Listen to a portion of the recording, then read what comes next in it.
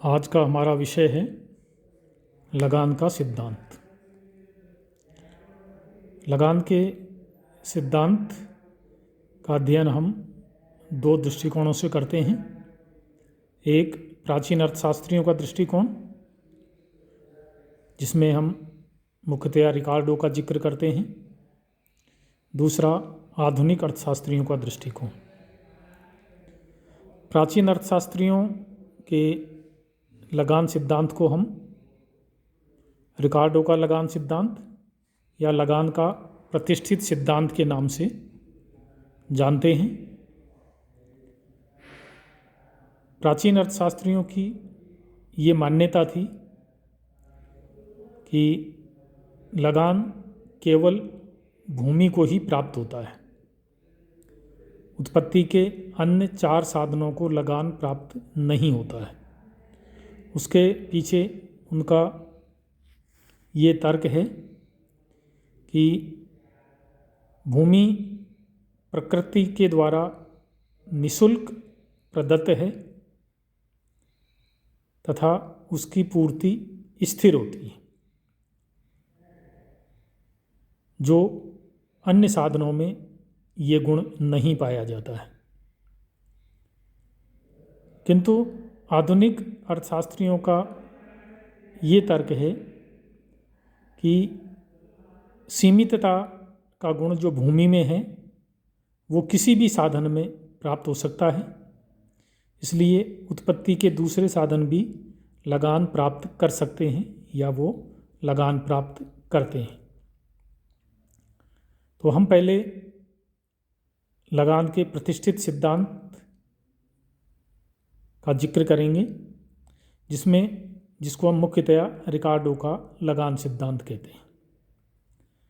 रिकार्डो ने अपने लगान सिद्धांत में ये स्पष्ट किया है कि लगान केवल भूमि को ही प्राप्त होता है।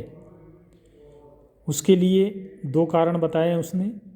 भूमि प्रकृति का निःशुल्क उपहार है तथा भूमि के लिए या भूमि को अस्तित्व में लाने के लिए व्यक्ति को किसी प्रकार की कोई लागत वहन नहीं करनी होती है। साथ ही भूमि की पूर्ति स्थिर है, उसे कृत्रिम उपायों के द्वारा बढ़ाया नहीं जा सकता, ऐसा रिकार्डो की मान्यता थी।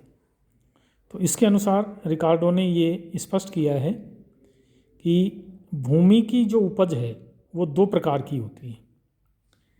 एक तो भूमि की वो उर्वरा शक्ति जो मूल एवं अविनाशी होती है, अर्थात प्रकृति प्रदत्त है। जैसे हम भूमि के किसी टुकड़े पर अगर खेती करते हैं तो यदि हम उसमें किसी प्रकार का कोई प्रयास नहीं करेंगे उसकी उर्वरा शक्ति बढ़ाने का, तो भी उस पर कुछ न कुछ उपज अवश्य होगी। तो एक तो वह हिस्सा है जो प्रकृति प्रदत्त उर्वरा शक्ति भूमि को प्राप्त है। दूसरा हिस्सा वो होता है जो अर्जित किया जाता है।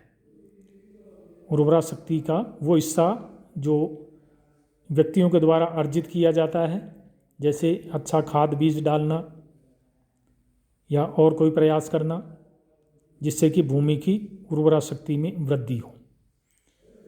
तो रिकार्डो का यहाँ ये कहना है कि उपज का वह भाग जो मूल एवं अविनाशी शक्ति का परिणाम है वो ही लगान है।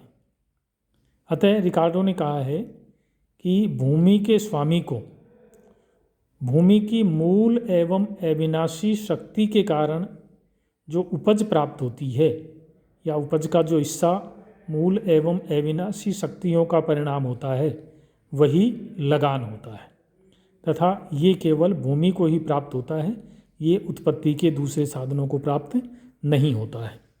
तो ये रिकार्डो के अनुसार लगान की परिभाषा है, यानी भूमि की उपज का वो हिस्सा जो उसकी मूल एवं अविनाशी शक्तियों का परिणाम है वो भूस्वामी को प्राप्त होता है और इसे ही रिकार्डो ने लगान कहा है।